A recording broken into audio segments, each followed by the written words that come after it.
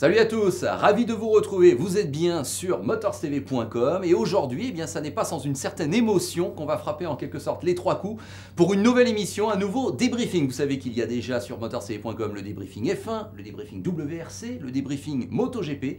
Et bien à partir d'aujourd'hui, s'ajoute à la liste le débriefing MX. On va donc parler championnat du monde motocross et avec nous aujourd'hui, et on le retrouvera tout au long de l'année bien évidemment, c'est Jean-Christophe Vasquetto, notre confrère de Moto Verte et une des voix du MX sur Motors TV. Salut Jean-Christophe. Salut LFB. Ravi de te retrouver donc. Après chaque Grand Prix dorénavant, tu seras là avec nous. On reviendra sur ce qui s'est passé en direct sur Motors TV et tu nous expliqueras un petit peu ce que tu as vu, ce que tu as commenté, ce que tu as ressenti. Pas de problème. Bon, alors on y va, on commence dans le vif du sujet avec le deuxième Grand Prix qui avait lieu donc ce week-end. Motors TV qui récupère donc bien, vous le savez, la diffusion du championnat du monde motocross, MX1 et MX2. Alors en MX1, on va parler de Steven Frossard qui nous a fait pas mal de choses. J'aimerais juste que tu nous décrives ce terrain, j'allais dire, de Valkenswaard. Ouais, déjà c'est un circuit particulier, c'est la deuxième épreuve de la saison, donc un circuit sablonneux à Valkenswaard, des conditions particulières, beaucoup de trous, des ornières. Là, la différence par rapport aux années précédentes, c'est la météo, et c'est vraiment très très beau, donc le circuit était plus sec que d'habitude, des trous cassants, c'était glissant, et quelque part ça favorisait un petit peu moins les spécialistes du sable, puisque le circuit était un peu plus dur que d'habitude. Ça reste quand même sablonneux, on a pu le voir avec un garçon comme Cairoli qui est habitué à rouler très fort à Valkenswaard, qui avait signé le doublé l'an passé et qui une nouvelle fois cette année était vraiment dans le coup. Voilà, donc Cairoli, on le dit tout de suite, il a gagné la première manche, Ouais, Nagel a gagné la deuxième. Exactement, mais Cairoli, il faut juste préciser qu'il est un petit peu blessé, il n'avait pas pu s'entraîner comme il le fallait pendant 15 jours, mais il a quand même répondu présent au guidon de la KTM. Bon, alors, j'ai envie de dire quand même, Jean-Christophe, l'événement, on a un Français en tête du championnat du monde. C'est la première fois qu'un Français est en tête du championnat du monde MX1 et qu'il porte la plaque rouge. Et c'est Steven Frossard. Steven Frossard a failli gagner le premier Grand Prix en Bulgarie. Il a gagné la première manche. Il avait commis une petite erreur dans la seconde en prenant la deuxième place. Et puis là, il a réussi, il faut vraiment le dire, une énorme performance ce week-end. Steven, c'est pas vraiment un garçon connu pour être fort dans le sable, même s'il a bien progressé. Il était monté sur le podium l'an passé à Valkenswaard en catégorie MX2. Et là, c'est le newcomer, c'est le rookie. Il arrive en MX1. Donc il a fait gagner le premier Grand Prix, il était ex-aequo avec De Salles. Il a roulé très fort en qualif, il a chuté, il s'est fait mal à l'épaule. Alors oui, parle-nous de cette blessure. Moi Ouais, j'ai cru même à un moment donné, j'ai cru avoir lu et compris que c'était peut-être grave. C'était presque grave. En tous les cas, chez Yamaha, on était très inquiets. Et une heure avant le départ, Steven, il ne savait pas s'il allait pouvoir vraiment s'aligner derrière la grille. Il a fait des examens, il y a un médecin qui est venu. On l'a un petit peu ausculté, finalement, rien de cassé. Il s'est pointé au départ de la première manche. Oui, parce que c'est pas le genre de nos amis pilotes, s'il n'y a rien de cassé, de pas faire la course de toute façon. Ça... Surtout lui. Oui. Lui, c'est un Terminator. Steven Frossard, c'est vraiment un combattant. Et Steven, il s'est pointé au départ de la première manche. Il a fait un départ canon. Il l'a mené pendant plusieurs tours. Il a un peu craqué sur la fin, mais il a quand même pris la deuxième place. Il a serré les dents, c'était pas simple. Et puis encore un départ correct dans la deuxième. Il a tenu le rythme, même s'il a chuté dans le dernier tour. 5e place. Il a loupé le podium pour rien. Mais surtout, il a pris le commandement du championnat. Et donc, il est en tête du championnat après 2 épreuves. Et l'ambiance dans le paddock, l'ambiance autour de cet événement, c'est que tout le monde a conscience aujourd'hui que Steven Frossard a réellement le potentiel pour jouer le titre mondial. Et c'est vraiment une très bonne nouvelle. Ouais, tu nous dis ça là aujourd'hui. Moi, je le dis. Frossard, c'est pas avec un feu de paille, on est bien d'accord. Non, Frossard, c'est un garçon qui, depuis le début de sa carrière chez les pros, il a progressé toutes les saisons. En junior, en championnat d'Europe, en MX2, maintenant en MX1. L'année dernière, 3e du championnat du monde quand même MX2 sur le podium final, vainqueur de son premier Grand Prix. C'est pas rien, il est dans une excellente équipe chez Yamaha Monster Energy avec une très bonne moto. Ouais, il peut être champion du monde et il l'a prouvé en roulant comme il l'a fait hier, un petit peu blessé dans le sable face aux meilleurs spécialistes. Oui, il peut devenir champion du monde. Ça va être dur, la saison elle est longue, il y a d'excellents pilotes, c'est un championnat très ouvert en MX1. Mais Steven Frossard, je pense qu'on peut vraiment compter sur lui. Moi, je compte sur lui. En tout cas, tu penses bien qu'on n'est pas mécontent de voir qu'un Français va jouer les premiers rôles et d'ores et déjà est en tête du championnat du monde.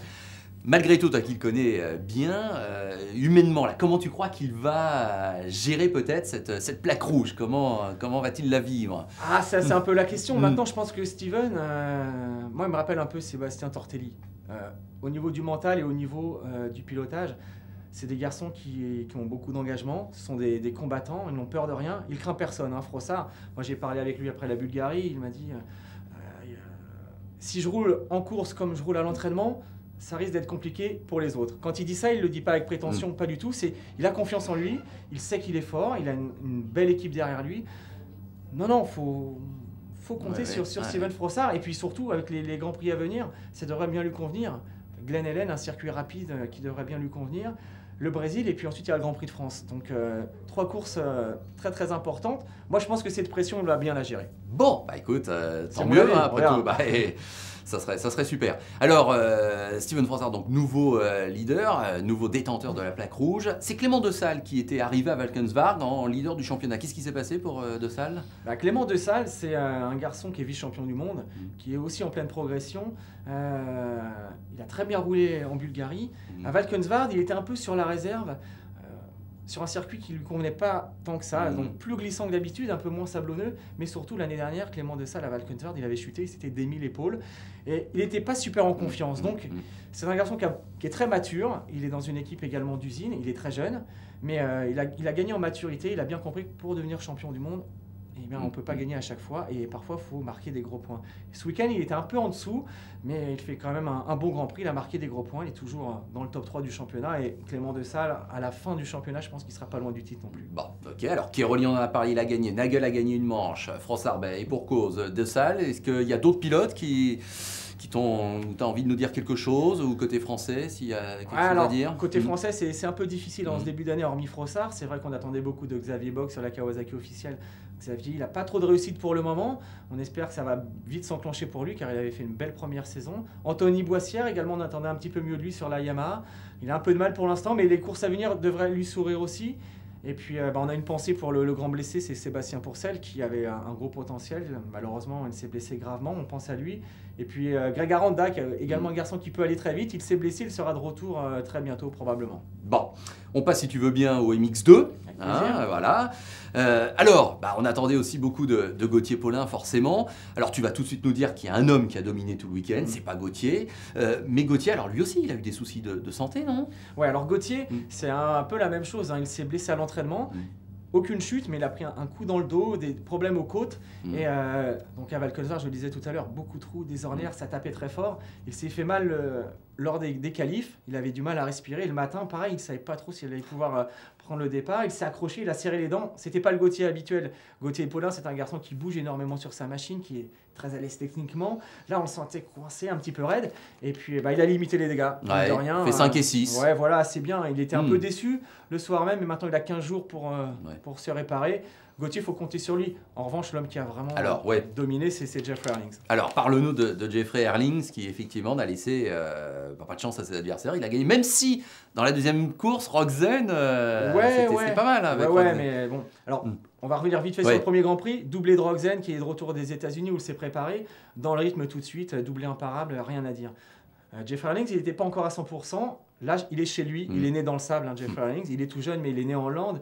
Il connaît Valkenswaard par cœur. L'an passé, il avait gagné le premier Grand Prix de sa carrière, à peine 16 ans, à Valkenswaard, en signant le doublé. Tout le monde l'attendait, il y avait beaucoup de monde, énormément de spectateurs. Une pression quand même sur les épaules de Jeffrey Herlings. Il s'est promené tout le week-end. Les qualifs, les 2 manches. En deuxième manche, il a chuté assez violemment en tout début de course. L'image était... on a eu peur un peu pour lui. Mais... Il est reparti et 3-4 virages après, il était déjà devant Roxen.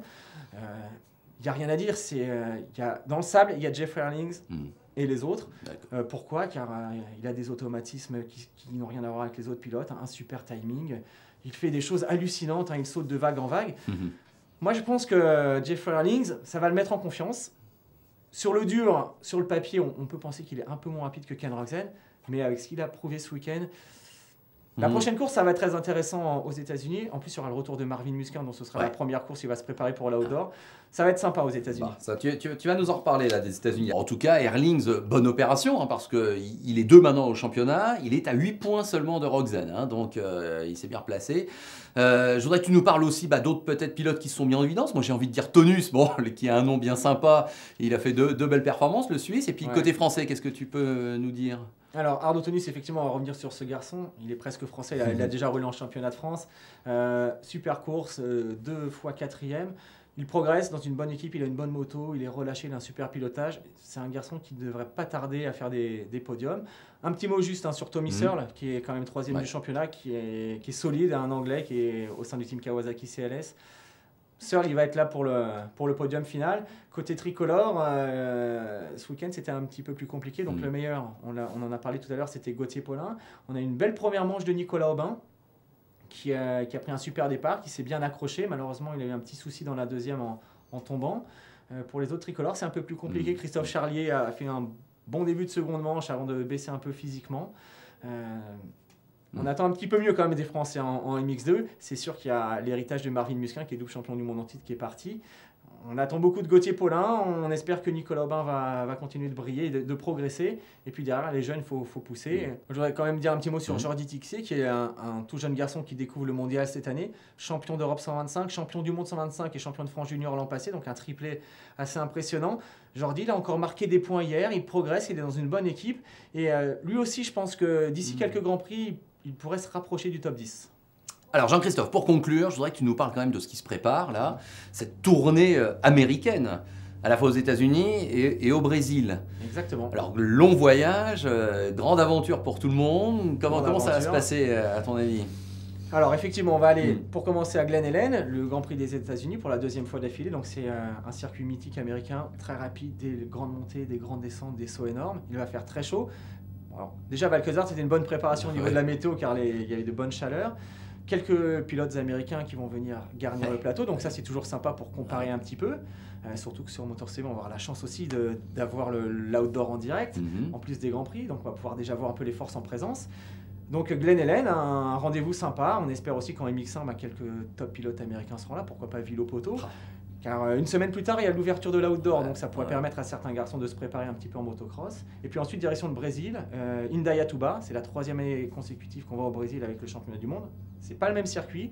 Indaiatuba, c'est un circuit qui avait accueilli le motocross des nations il y a quelques années. C'était les Italiens à l'époque qui avaient remporté l'épreuve là-bas.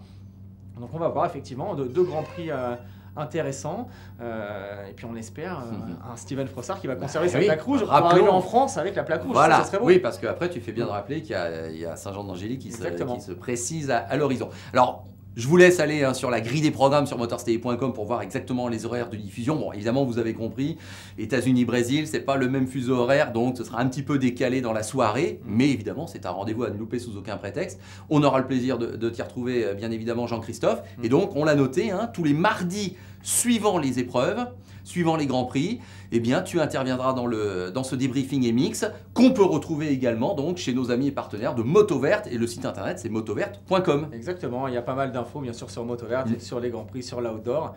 On est présent toute la saison bien évidemment. Voilà, donc ça y est, maintenant les débriefings pour cette année 2011 sont au complet. F1, WRC, MotoGP, MX, il y en a pour tous les goûts, mais vous avez compris qu'on compte sur vous et on vous remercie d'être avec nous sur motorstv.com. Salut Jean-Christophe, à bientôt alors. À bientôt. Allez, salut.